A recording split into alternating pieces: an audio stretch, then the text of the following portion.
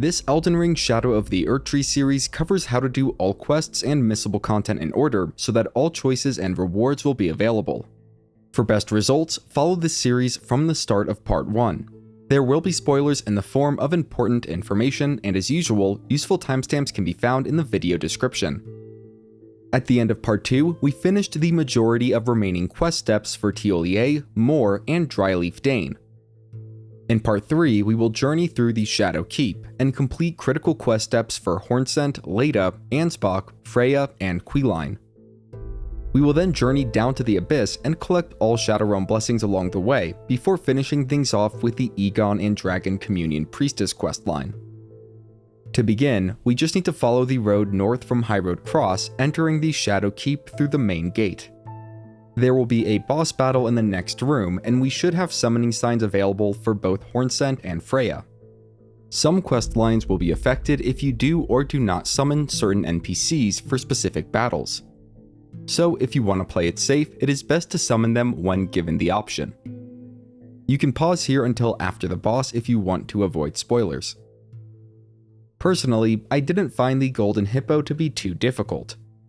The Blasphemous Blade made pretty quick work of it with our current Scadutree blessing level.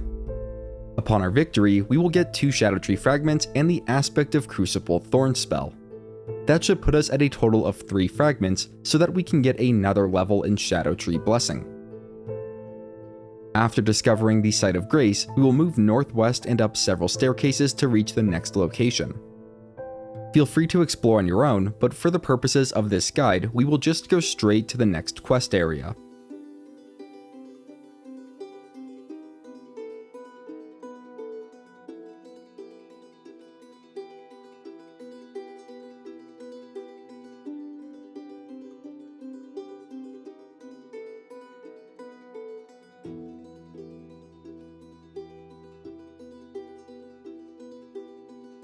We will eventually reach a large open space with several boats serving as braziers, and to the southeast, just beyond a ramp, we will find 2 summoning signs.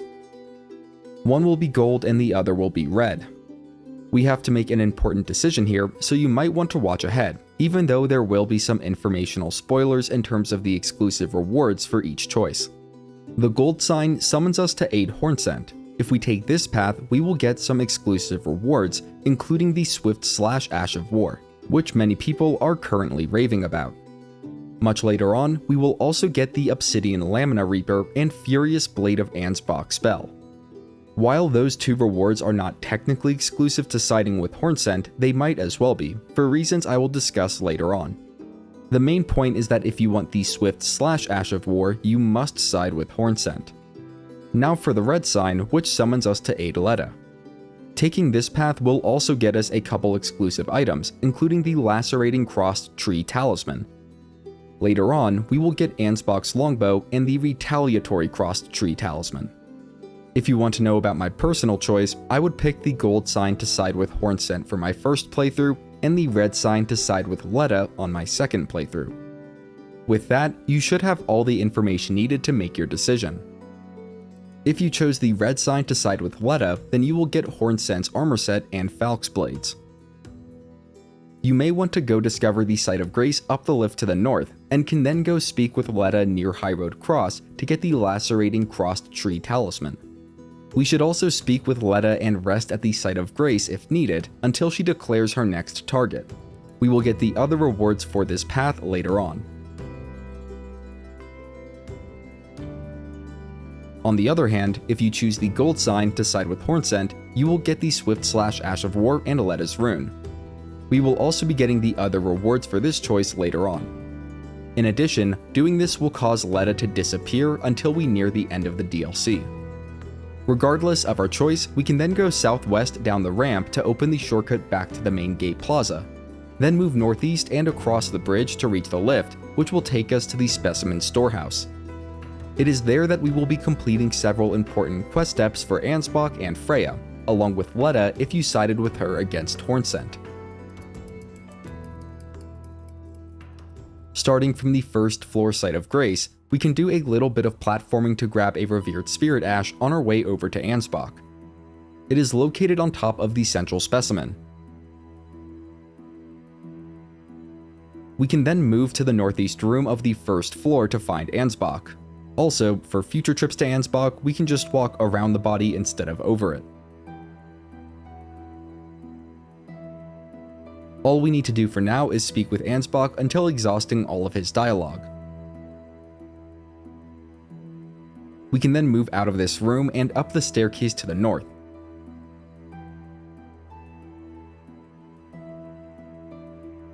We will need to go up to the 3rd floor, then head southwest along the catwalk to reach a giant cadaver, which we can run up to reach the 4th floor Site of Grace.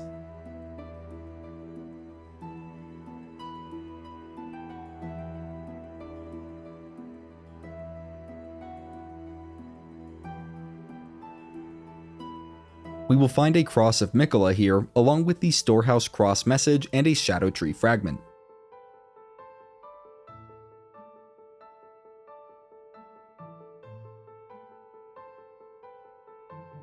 From the Site of Grace, we will next head outside and southeast along the Storehouse exterior. Past the Fire Knight, there is a staircase that leads down to a secluded library room. We don't want to go back to him just yet, but in the northeast corner of the room is the secret Rite scroll, a key item that will be needed for Ansbach's quest.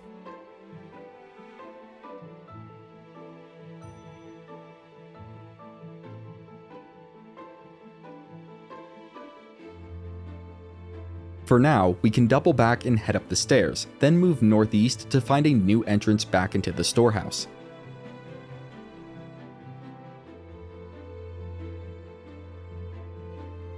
Moving counterclockwise around the Storehouse's center will bring us to a series of staircases, which we can climb up until reaching the 7th floor Site of Grace.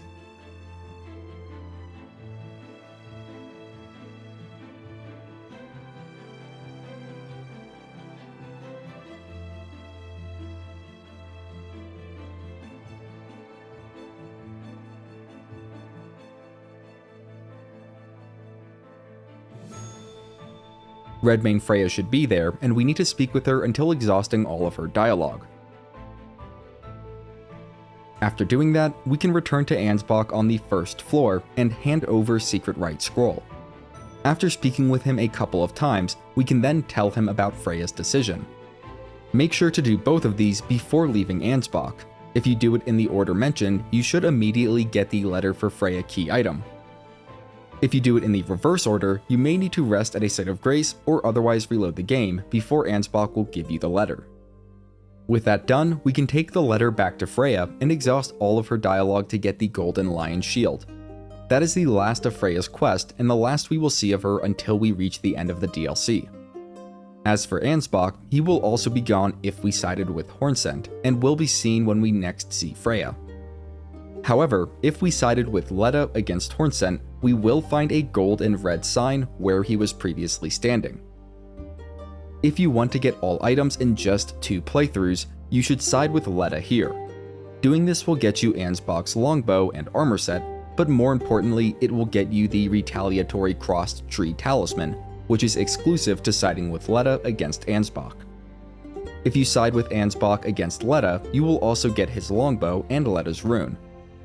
In addition, later on you will also get the Obsidian Lamina Reaper and Furious Blade of Ansbach spell. However, you will already be getting those 2 same rewards if you sided with Hornsent against Leda earlier. And more importantly, siding with Hornsent prevents you from getting the talisman I just mentioned in that playthrough. Because of that, if your goal is to get all unique gear or quest rewards in just 2 playthroughs, then you should pick the red sign to side with Leda here. If you do that, you will get Ansbach's armor set and longbow. Then, you can go speak with Leda near High Road Cross to get the Retaliatory Crossed-Tree Talisman. After exhausting all of Leda's dialogue and resting at the Site of Grace, she will disappear. Once again, if you sided with Hornsent against Leda earlier, Ansbach will just be gone, and you won't have the opportunity to side with him against Leda or vice versa. That covers all important NPC quest steps in the Storehouse, but we still need to reach the end of it. Returning to the Storehouse 7th floor, we will continue making our way up. To grab another Revered Spirit Ash along the way, start by moving east past the Fire Knight. The blessing item is found on the nearby specimen. From there, we can drop down to the floor below and pull the lever to the south if we haven't already done so. This will cause the central structure to rise and rotate, opening a new path for us to the west.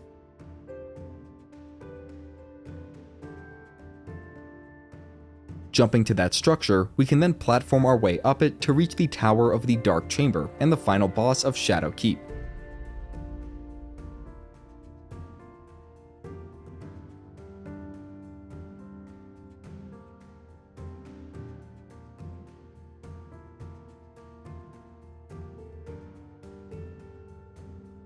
A special Fire Knight guards the tower's entrance, and defeating them will get us the Flame Spear Ash of War and Winged Serpent Helm. Beyond the double doors is another Scadutree fragment, and up the stairs a Site of Grace. This is right outside of the boss chamber, and without spoiling anything, if you care about having an optional NPC to summon for this fight, then you will want to wait until we do so in part 4 of this series. If we want, we can go get a powerful spell before leaving this area, the Impenetrable Thorns. Going down the stairs and back across the bridge, we will find a safe point to drop down to, just west of the Storehouse entrance. There is a small area below with a giant bat and the Impenetrable Thorns spell. We will be going through the Church District next, but first, let's grab some necessary items to complete a quest there. Starting at the Storehouse first floor, we can move northwest to reach a lift, which will take us down below.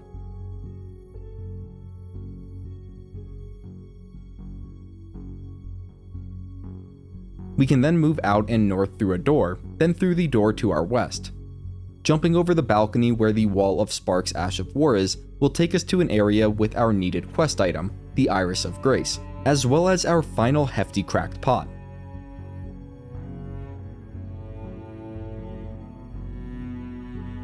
Moving west from here will take us to the West Rampart Site of Grace, and we do not want to move beyond that point until after we've defeated the boss in the Dark Chamber. Also, the Iris of Grace is technically a consumable, but don't consume it, we will need it for a quest soon. The other item that we could use for this quest is the Iris of Occultation. To get it, fast travel to the Morth Highway South Site of Grace, and move southeast into the Fort of Reprimand.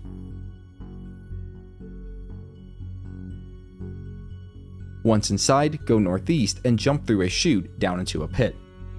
There is a legendary Marika's rune here, and more importantly, the Omen Killer enemy drops the Eye of Occultation.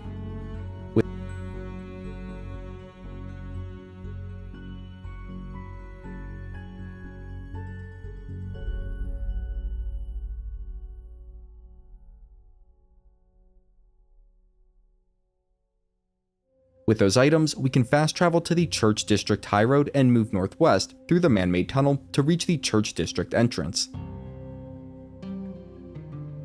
Our first goal here is to reach the prayer room, which we got the key for by defeating Queelign at the Church of the Crusade. We will start by jumping northwest to the rooftop below. This next jump is difficult and requires sprint jumping off one of the triangular protrusions to make it. We can then move up the crumbling bricks and jump north to reach a flat area, and then northwest from there to another rooftop. A Fire Knight is on this rooftop, so I recommend either dealing with him or using Assassin's Gambit or a similar ability to slip by unnoticed. We then just have one more difficult sprint jump that we will need to make near the southeast edge of this roof to reach a strut going up to the central church roof. We can then drop to a stone arch below and down to the second floor of the church from there. The prayer room is to the northeast and can only be accessed with the prayer room key. Inside is the friendly NPC form of Fire Knight Queelign. When speaking to him, we will be given a choice to use one of the two irises. Fortunately, there are no downstream effects to worry about, only immediate rewards, which we can talk about before making our choice.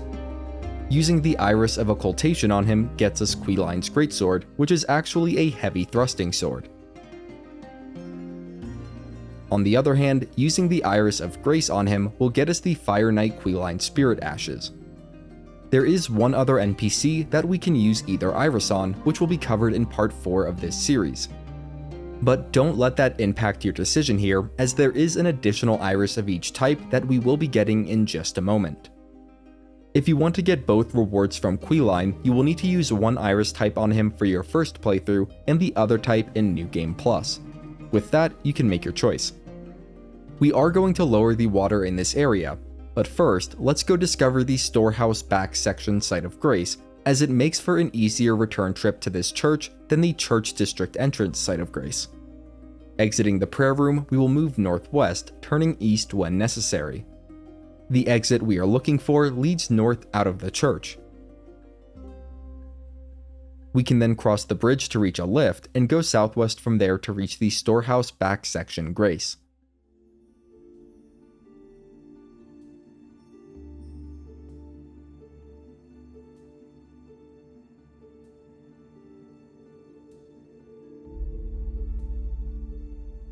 Next, let's retrace our steps and take the lift back up, then go into the church.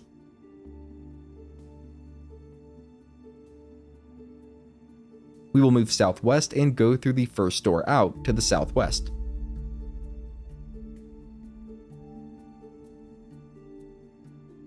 We just need to jump a single gap and move past some giant bats to reach a ladder.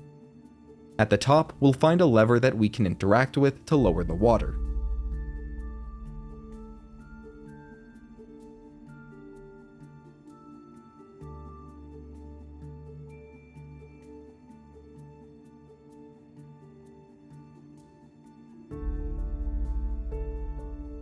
With the water lowered, we can return to the central church. There is a headless statue just beyond our entry point, and sprinting may be required, as we can carefully jump to the statue for another Scadutree fragment.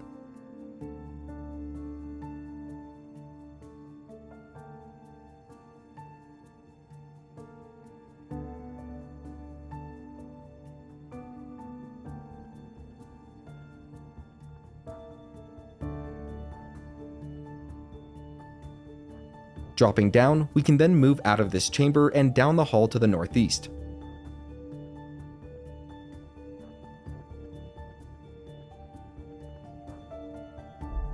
I believe there is the Battlefield Priest's Cookbook 1 above the lift, so feel free to grab it before taking the lift down to the Tree Worship Passage and a Site of Grace.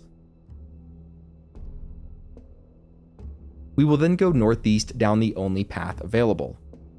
Across the wooden bridge and in front of a statue is our second Iris of Grace. Once again, we will be saving this to potentially use for another quest. We can reach the Tree Worship Sanctum Site of Grace by going down the stairs on either side of the statue. There is also a legendary Marika's rune that we can get down here. To the north is another boss arena, and that boss drops both a remembrance and a reusable item that will come in handy later. We will cover this boss near the end of the video, fighting it after we've gotten more levels of Shadow Realm blessings. For now, we can return to the Church District entrance to get our second Iris of Occultation. Jumping down to the first rooftop, we can apply any buffs and preferably equip something that deals fire damage before dropping off the northwest side to the ground below. This should cause an ulcerated tree spirit to emerge, which we can defeat to get our second Iris of Occultation. Next up, we will fast travel to the Storehouse back section and make our way to the Shadowkeep's back gate. This is necessary for a quest that will be covered in part 4 of this series, but for now, our main purpose of going there is to get 6 more Scadutree fragments. To start, we'll need to move west and climb a very tall ladder. We can then proceed up the eastern stairs, down the hall, and southeast through a hole in the wall that leads to the keep's exterior.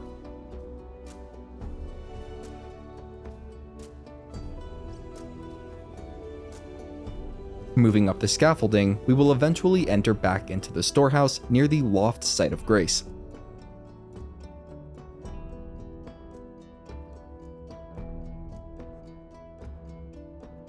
From there, we will take the nearby lift up a couple levels.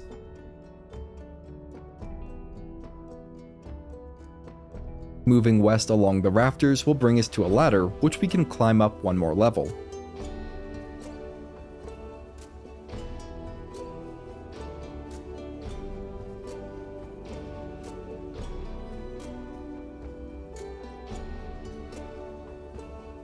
We'll then head east along this top floor, turning north when necessary, and eventually west. Also, watch out for the Fire Knight tucked away near the northern wall of the storehouse. He has a ranged spell attack that can easily send you flying over the edge. There are ladders where we need to descend, near the northwest corner of the storehouse, but dropping down is faster and will help us avoid taking unnecessary damage. Once we've dropped down to the wider space below, we can head out the northwestern opening. The small lift to our east will take us where we need to go. Going down just a few more wooden stairs will get us to a stone lift, which will descend all the way down to the Shadow Keep back gate site of grace.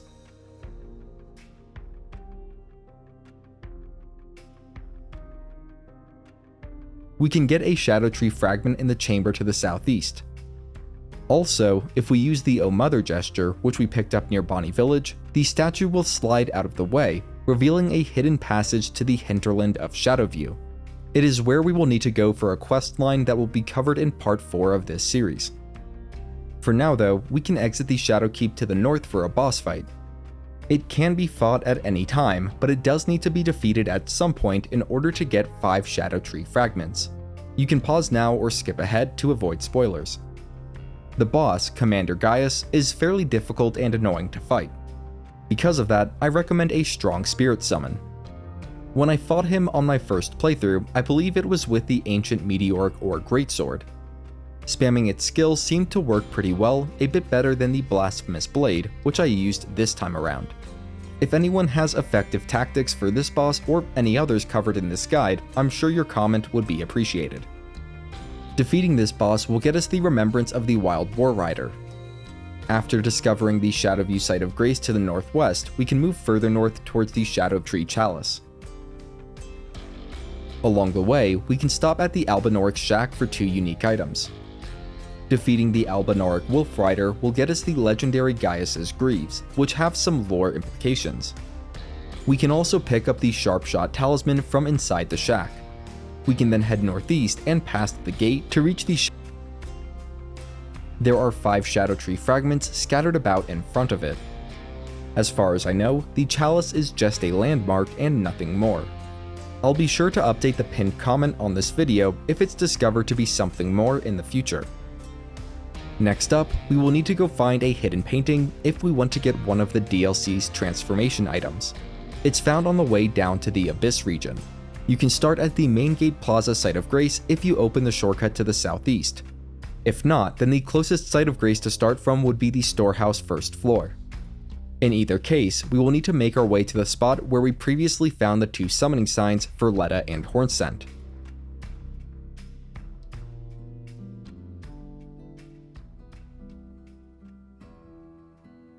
We can go down a ladder east of there and through a hidden passage beneath a waterfall. Make sure not to fall down the next ladder as it is a long drop.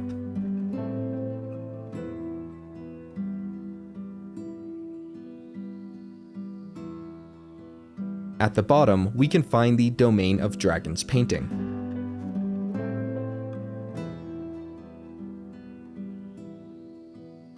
Next, we can roll into or attack an illusory wall to the southwest, then go through the revealed passageway to reach a small stone coffin.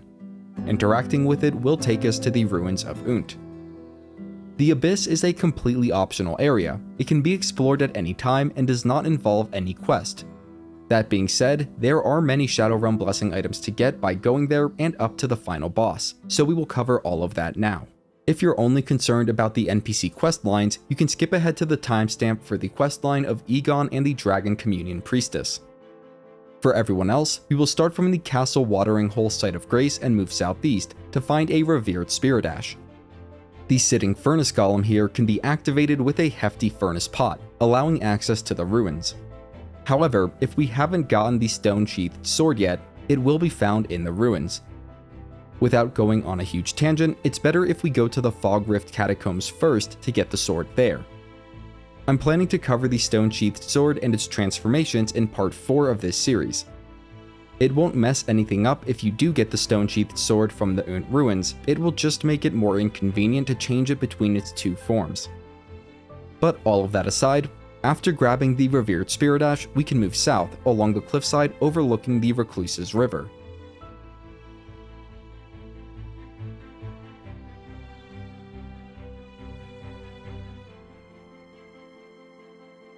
Past the upstream site of Grace, we will eventually need to jump over to the east, then continue south until reaching the downstream site of Grace.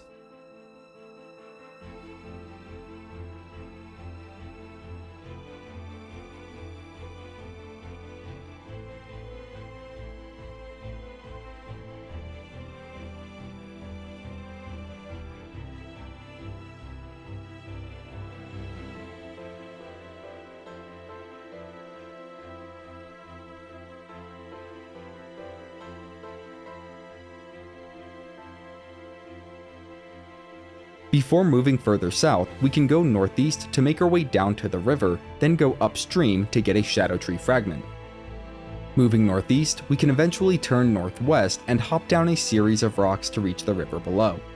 Along the way, we may as well pick up the Dryleaf Seal.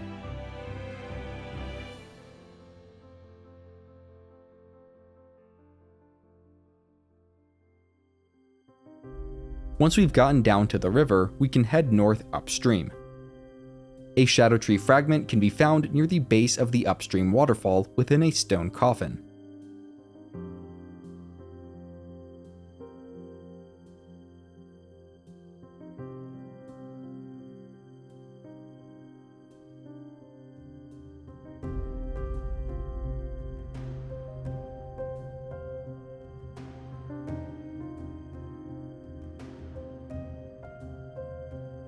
If we want, we can double back downstream to reach the eastern Nameless Mausoleum. Upon reaching a small waterfall, the river will split, going down two paths. Following the eastward stream will bring us to the Nameless Mausoleum.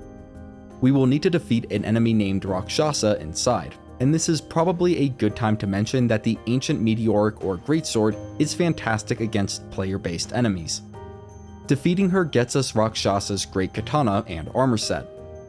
It looks great, but just be sure to read the detailed description before putting it on, as it does severely increase damage taken.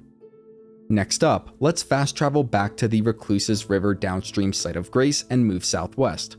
We need to stay up on the mountainside as much as possible in order to reach the Village of Flies.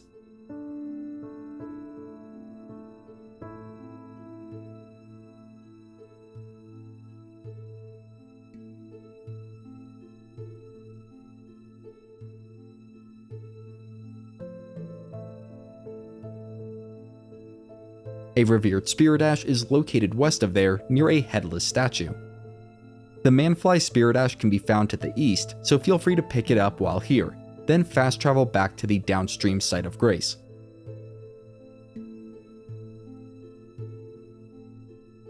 From there, we will need to go east, hopping down the large tombstones to reach the pools of water below.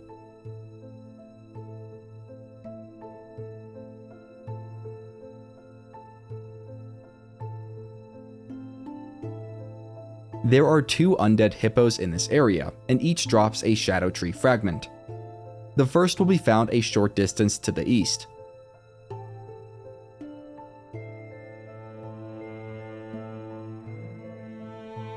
At this point, they should be fairly easy to defeat. The next hippo is within sight of the first, just a bit further east.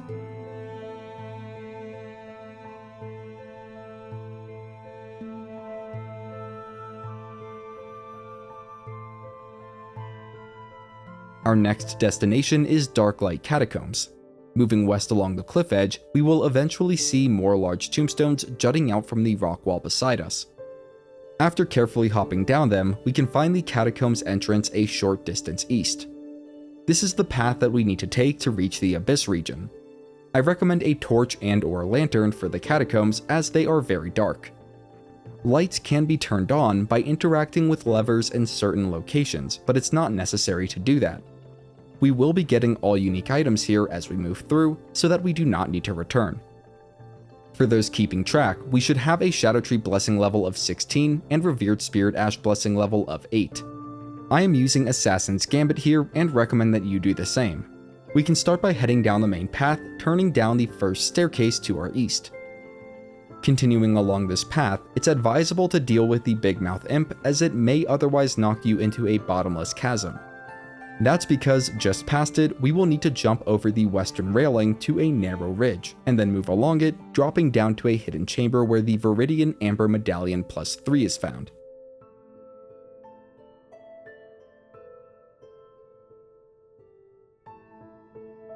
We can then drop down to the ramp below and follow it north to a lift.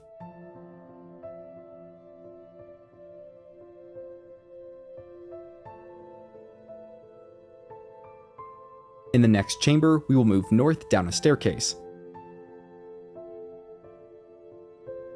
Just before a second staircase, there is a break in the nearby guardrail. Carefully drop down to a small ledge here, then go into the hidden chamber to find the Death Knight armor set to the northeast. Watching out for a spellcaster in the corner, we can then move to a ladder near the south side of the chamber and slide down it. From there, we will move east and down a small drop, then further east to reach another lift.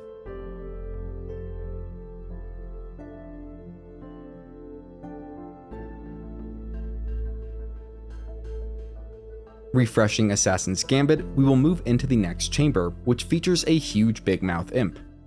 Don't defeat it yet, as doing so may bug you out of a Great Ghost Glovewort. Instead, we will follow the path south of it to reach a small room with a lever.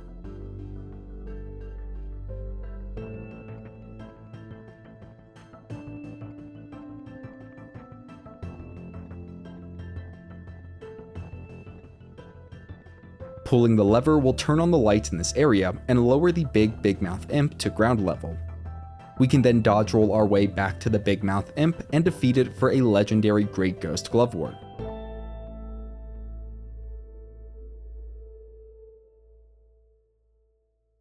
Beyond it, we will find a chest containing the big mouth imp spirit ashes. That should be all the unique items in this dungeon.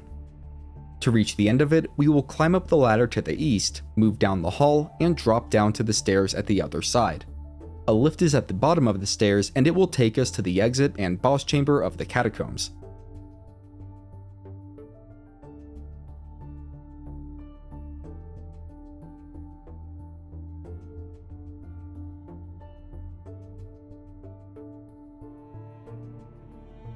A good spirit summons, along with the Blasphemous Blade, made the boss Jori Elder Inquisitor fairly easy.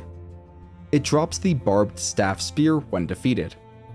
Afterwards, we can move south to discover the Forsaken Graveyard Site of Grace. Our first objective in the Abyss is to get the region map. For that, we will head south along the stream of water. As you will soon find out, something here frightens Torrent, and so we will have to continue on foot. That being said, if we just keep moving south, we will eventually reach the Woodland Trail Site of Grace.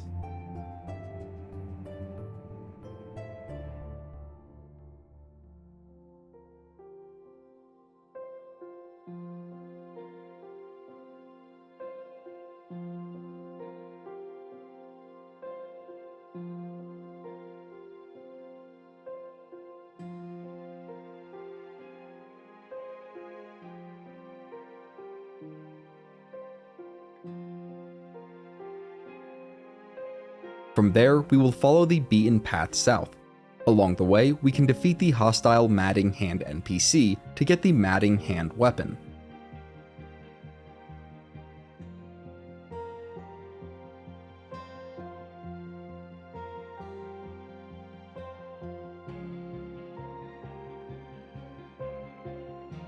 The beaten dirt path will eventually turn back into a stream of water, and that will lead us to the Abyss map, which is sitting right in front of the abandoned church.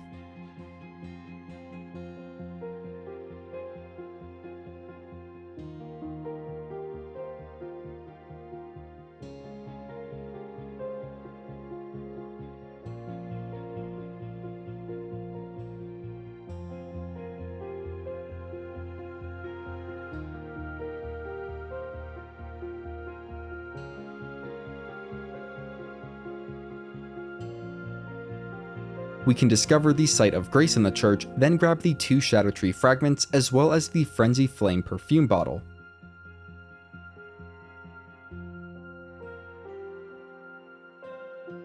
Next, we will go back to the Woodland Trail Site of Grace and move a short distance south before turning west.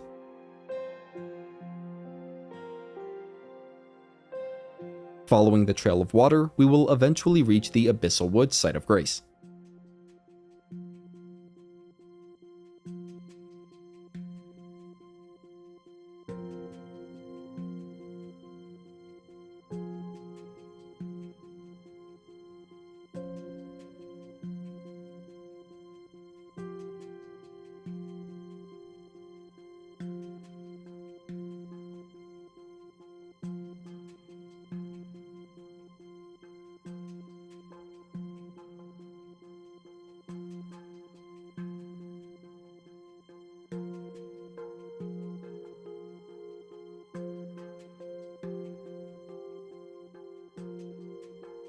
We can get the final Scadutree fragment in this region by moving north from there. We will eventually reach a waterlogged area populated by several Inquisitors, and the Scadutree fragment can be found on a body near the west corner of it.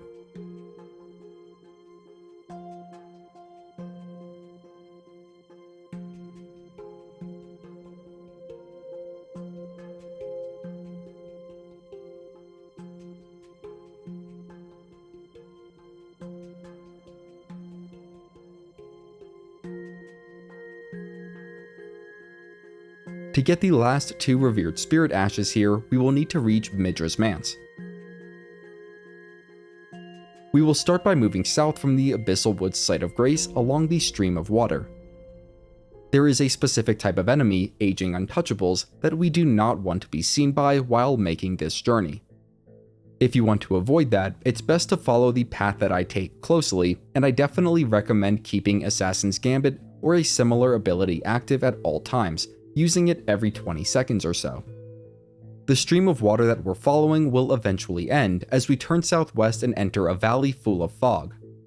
To avoid detection by the Aging Untouchables, I moved along the southern rock wall of this area and used Assassin's Gambit often.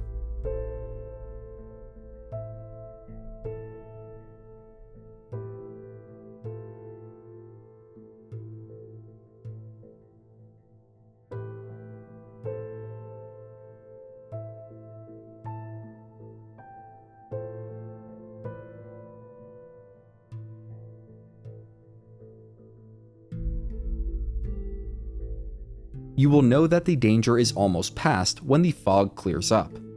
A bit further beyond that point, we will cross over a stream of water.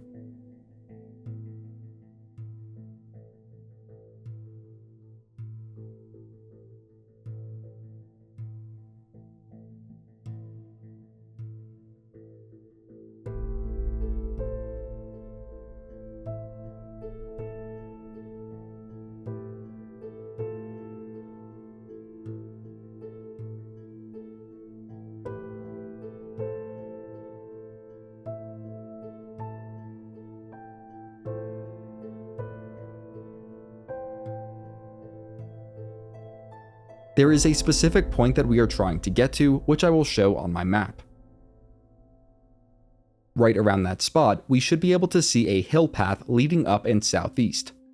Going that way, we will then drop down to a stream of water, and it's just a short distance south past several Inquisitors to reach the entrance of Midra's Manse.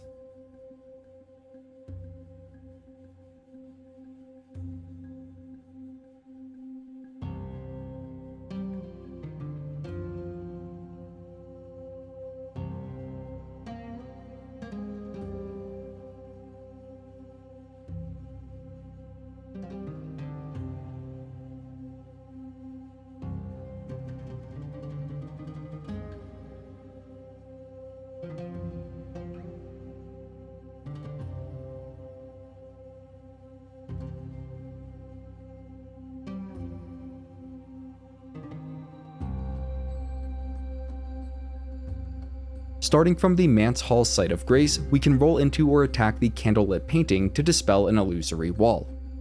Feel free to explore on your own, as we will be prioritizing efficiency in this walkthrough.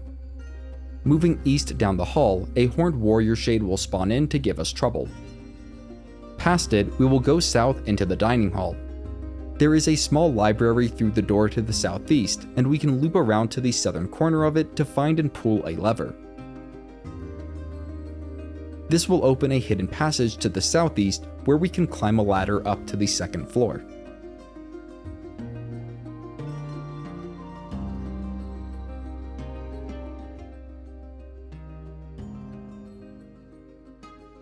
Be sure to watch out for holes in the floor as we move west. Above the dining hall, we can then climb a ladder to the north to reach the third floor.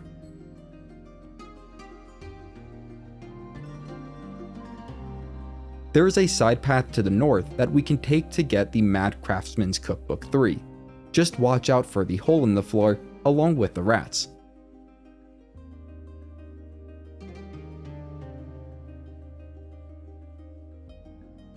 Moving further west, we will eventually reach the Midra's Library Site of Grace.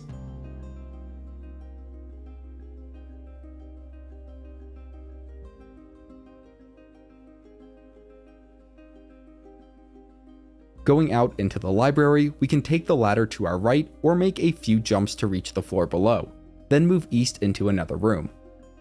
There is a shortcut here that we can open if we want, and then we will need to roll into or attack the painting to the south to dispel the illusory wall. Up the stairs and ladder is a lever that we will need to pull.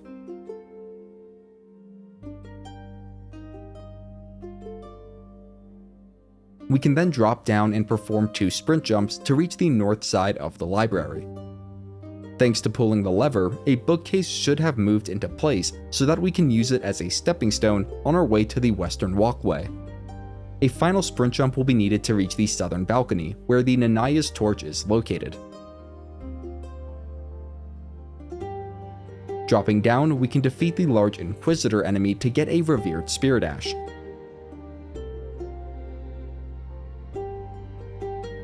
We can then move up the staircase to the east to reach the second floor chamber Site of Grace.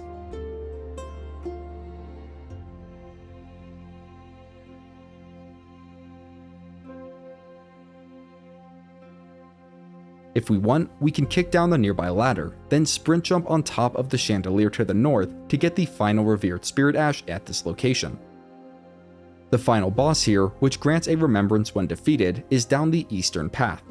Once again, we will cover this boss near the end of the video.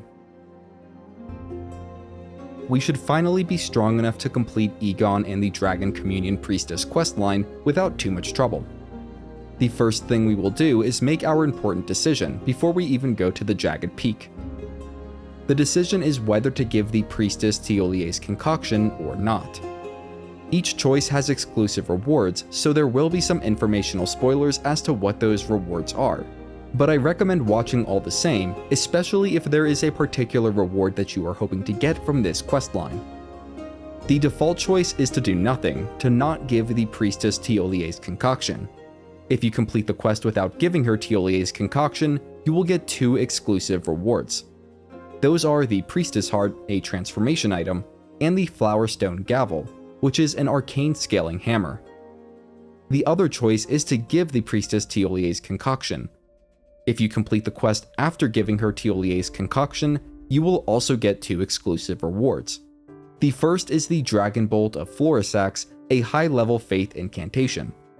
The second reward is the legendary Spirit Ashes for Ancient Dragon Florisax. In order to get all exclusive rewards, you will need to choose one option for your first playthrough and the other in New Game Plus. With that, you can go ahead and make your own choice. If you are choosing not to give the Priestess Tiolie's concoction, then make sure to skip this next step. For everyone else, we will need to go to the Grand Altar of Dragon Communion and pass time until nightfall at the Site of Grace. We can then go interact with the Priestess and she should be unresponsive. If we have Tiolie's concoction in our inventory, we will be given the option to give it to her, which will cause her to collapse. Going back to the Site of Grace, we will pass time until the Priestess awakens. Passing time until morning twice seems to accomplish this. We can then speak with the Priestess and exhaust all of her new dialogue. Regardless of which choice we made, our next step is the same. Starting from the Dragon's Pit Terminus Site of Grace, we will take the northeastern path from the foot of the jagged peak.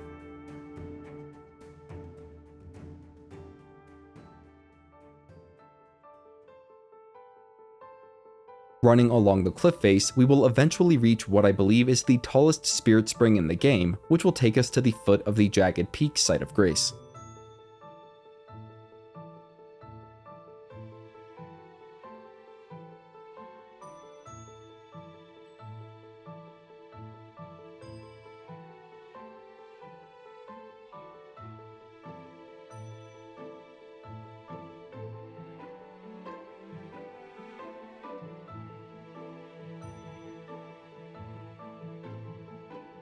A short distance further up the mountain, we will find two dragons fighting one another. We can let them go at it for a while, but at some point we will need to interject ourselves and defeat both dragons.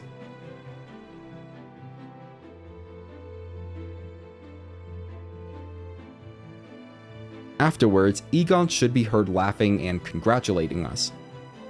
He can be found lying along the path up the jagged peak to the east.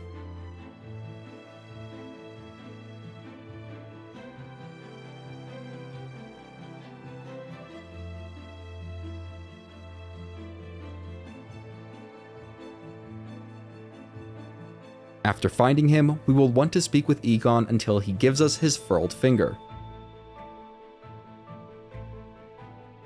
We can then continue moving east, scaling the jagged peak.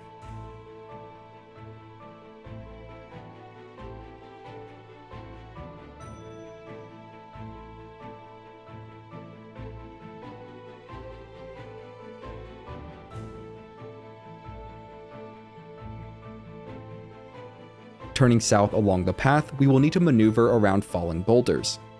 Near where the boulders fall, there is a Scadutree fragment that can be picked up.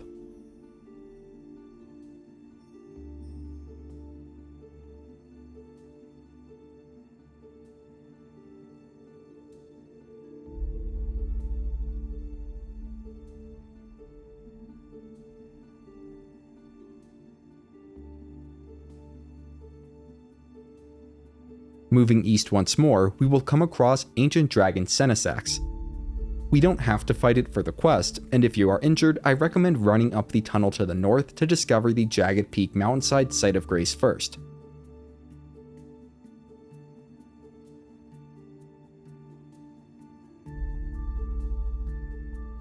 If you are able to defeat the Ancient Dragon, it will drop both a regular and a somber Ancient Dragon Smithing Stone.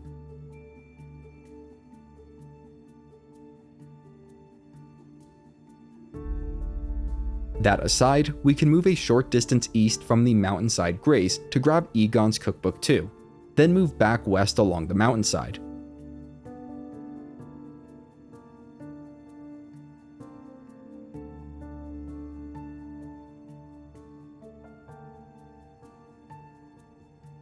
To get our second transformation item, we will want to jump up the first Spirit Spring and drop down to the west where it is safe to do so.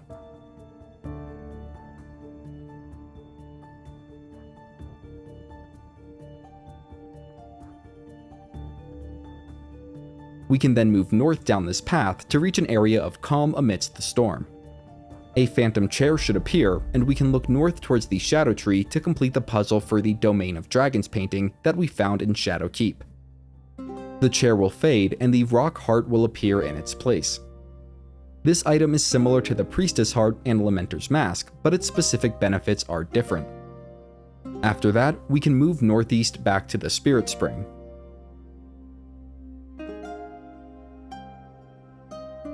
After going up at this time, we will stay on the high path and move southwest, jumping over gaps and turning south when necessary.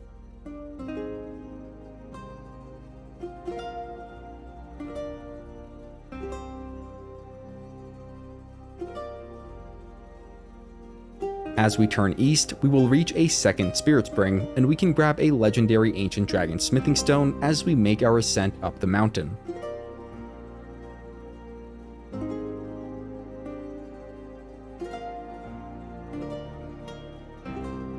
There is then just one more Spirit Spring, which will bring us up to the Jagged Peak summit.